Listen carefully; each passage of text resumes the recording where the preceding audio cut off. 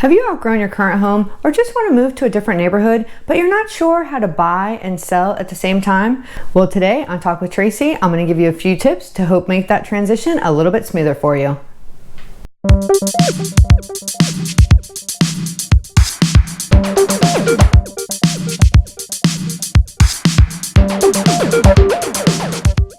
For everything about life and living in the South Florida area and all things real estate, make sure that you subscribe to my channel and tap that bell to be notified each week when we post a video. Are you out of space at your current home or just need 1 or 2 extra bedrooms, or maybe you're sick of all the rules at your current neighborhood with the homeowners association and you want to take the equity of the home that you're living in now and move up to your next home, but you're not sure how to do it? Today I'm going to provide you with some tips that hopefully will make that transition a little bit smoother.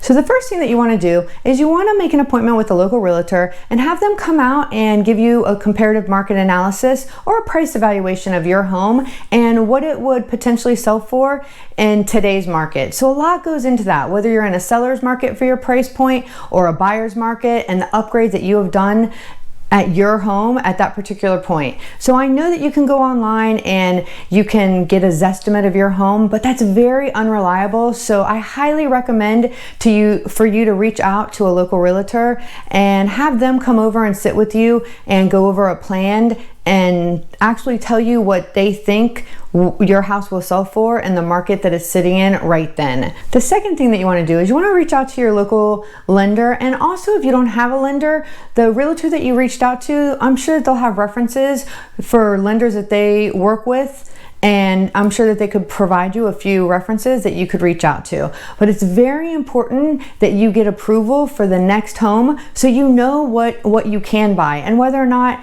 you have to sell your existing home to use that equity to purchase that next home. Sometimes there's bridge loans, or you could take a home equity line and take that equity out and keep your existing home. There's lots of different programs, but you really need to get with your lender so you can see the price value of the home that you're going to be qualifying for before you do anything else.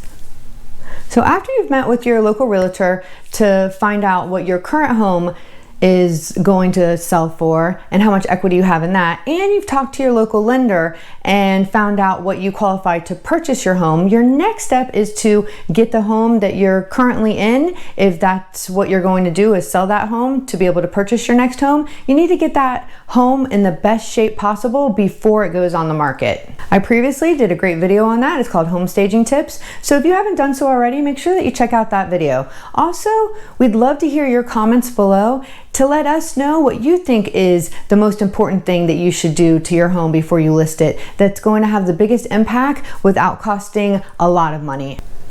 And the next thing that we want to do is we want to go get a few boxes and bring them home and start boxing up things that we don't use on a day-to-day basis. So start at the front door, go through the living room and the dining room and the kitchen cabinets and the closets and the bedrooms, and anything that you don't use every single day, just go ahead and start boxing it up.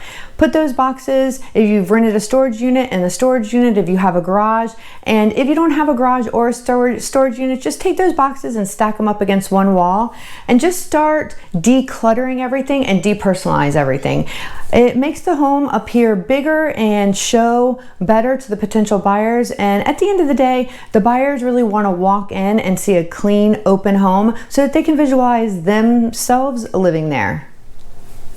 So now that our things are packed up and our house is decluttered and depersonalized, and we've already gotten with the lender and they've told us what we can purchase our new home for, the next step is to actually hire the realtor and get your home listed. So maybe you're going to hire the realtor that came over before that you interviewed that gave you that price evaluation, or maybe it's somebody different that you're hiring. But regardless of who you hire, make sure it's somebody that does it full time, because this is a complicated process and it can be very stressful if you're not working with a professional that can guide you throughout the entire transaction, because actually it's 2 transactions. You're selling one home and then you're buying the next home. So there's a lot of behind the scene things that needs to take place. So please make sure that you do your due diligence and make sure that you interview and hire the right person that's going to get the job done for you. So we've already prepared your home for the market. You've already spoke with your lender to see what you're approved for your next home. And now you've just listed your home. So now what's the next step? Ideally, you would like your current home under contract and past the contingency dates and the appraisal if at all possible. Especially if you're in a seller's market and the move-up buyer, even if it's a buyer's market, you still ideally would like your house in an executed contract and past the contingency dates and the appraisal before you start looking at other homes. So there's a fine line in between how you're implementing the sale and the purchase. That you can do a rent back or post occupancy, and after you close on your current home, maybe stay a couple more weeks so that you can close on your future home. But a lot of lenders have regulations and restrictions with that. So just make sure that you talk with your local lender and your local realtor to see what the best option is for you. But here in South Florida, I recommend if you have to sell your house to move up to the next house, I recommend listing your current house and actually getting the executed contract on your current house, and ideally getting past the inspection period and your contingencies and the appraisal before you go look at the house. Because the last thing that we want you to do is go out and find your dream home and still not have your house under contract, and that seller of your dream home doesn't accept your contract because it's contingent on the sale of your home that's not even under contract. So like I said, there's a lot of intricacies in selling and buying, but I've helped hundreds of families do this seamlessly with little to no stress, and I would love to help you if you're in the South Florida area and anywhere in the United States. I work with great referral partners, so no matter where you're at, just give me a call and we can talk about it and discuss a plan. And if you're not in the South Florida area, I can refer you to one of my amazing agents that I work with throughout the entire United States and in Canada. Also, I want to stress this, make sure that you have a plan B. So ideally, you want to sell your current house and simultaneously move into your next home, but sometimes that just doesn't happen. So say that you're in a hot seller's market with your current home and it sells really quickly, but you haven't found that dream home that you want to purchase. What are you going to do? Have a plan B. Can you pack up all of your stuff and put it in a pod and maybe go and stay in an extra bedroom of one of your family members or a friend? Or can you rent an Airbnb for a couple months or a VRBO? Whatever it may be, just make sure that you've implemented a plan B just in case your current house sells and you haven't found your future home that you're wanting to step up to.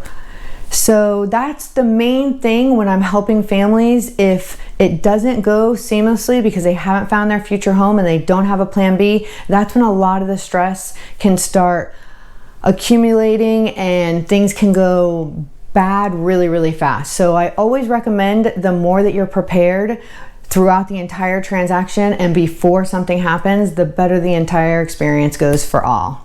Now you know the first steps that are needed to make this a reality for you, but you need a little bit more details on how to get your home prepared to be put on the market. Well, I've written a detailed guide that's going to give you a checklist, and it's going to go room by room. It's going to actually start outside with your curb appeal, and it's going to provide you with a detailed guide to show you how to prepare your home before it gets on the market, before the professional photographer comes out. So it's going to help you get the most amount of money for your current home in the least amount of time with the least amount of stress for you. So feel free to click that link and download it. And if you have any questions, don't hesitate to give me a call, because I'm always willing to help you design a plan and help you make this process much smoother for you. Also, if you're in the South Florida area, I'd love to meet with you and go over a detailed plan to help you accomplish this goal with the least amount of stress, like I said before. If you're not thinking about upsizing, but you found this video helpful and you might know somebody that is thinking about it, please share this video with them. Don't forget to watch my video on home staging tips and download my guide. Thanks for watching, and I'll see you next week on Talk with Tracy.